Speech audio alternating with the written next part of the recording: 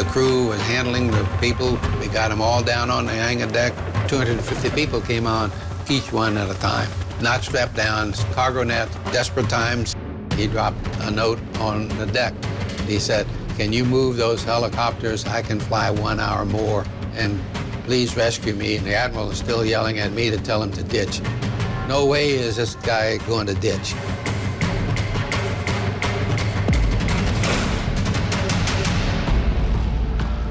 The communist forces, some of them riding in Russian-made tanks, some in captured American jeeps, rolled into Saigon about 3.5 hours after the end of the dramatic American evacuation of U.S. nationals and many South Vietnamese. April 1975. South Vietnam is collapsing. At this pivotal point in history, Midway's commanding officer, Captain Larry Chambers, embarks upon the most storied humanitarian mission in Navy history, Operation Frequent Wind, the evacuation of Saigon. We were heading for Vietnam, and all shafts were turning at max speed. We got off the southern tip of Vietnam, picked up these big HH-53s.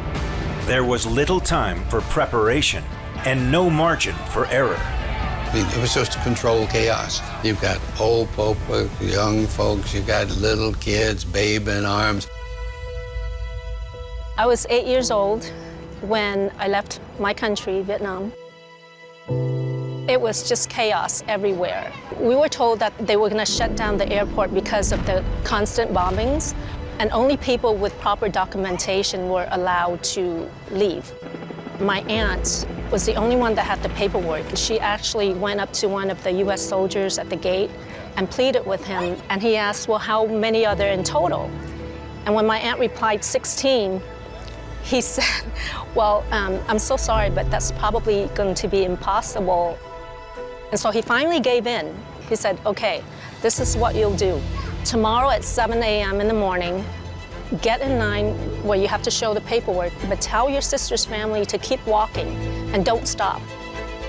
The next morning, he was there, and with his hand motioning for us to pass on through, I just remembered when we finally landed on the Midway, and I thought, okay, we're safe. Courtney and her family found themselves among the fortunate ones. However, for Captain Chambers and his crew aboard the Midway, their mission was far from complete. The crew was handling the people. We got them all down on the hangar deck. 250 people came on, each one at a time. Not strapped down, cargo net, desperate times, and it was working. Throughout the night and into the next day, Midway recovered aircraft and saved lives. Suddenly, a small Cessna buzzed the bridge. And he dropped a note on the deck. He wrapped the note around his pistol, and he dropped his pistol on deck, and it said what the hell I thought it was going to say. He said, "Can you move those helicopters? I can fly 1 hour more, and please rescue me." He said he had Major Lee, wife, and 5 child, so now we knew there were 7 souls on board, and the admiral is still yelling at me to tell him to ditch. No way is this guy going to ditch. I mean, it's wheels. It's going to flip over, and the family's going to drown. I called the air boss and says, we're going to make a ready deck.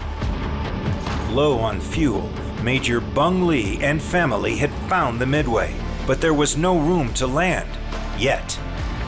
I got on the general announcing system, and next thing I know, somewhere around 2,000 people showed up on the flight deck to help the air boss make a ready deck. I turned around and didn't look because I didn't want to see how much went over the side, because from that point on, I knew that I'm going to have to face a board, and I could honestly say with the lie detector test, I don't know how many we pushed over the side. Well, we got the deck clear, and then 8 more Hueys landed in the middle of the landing area.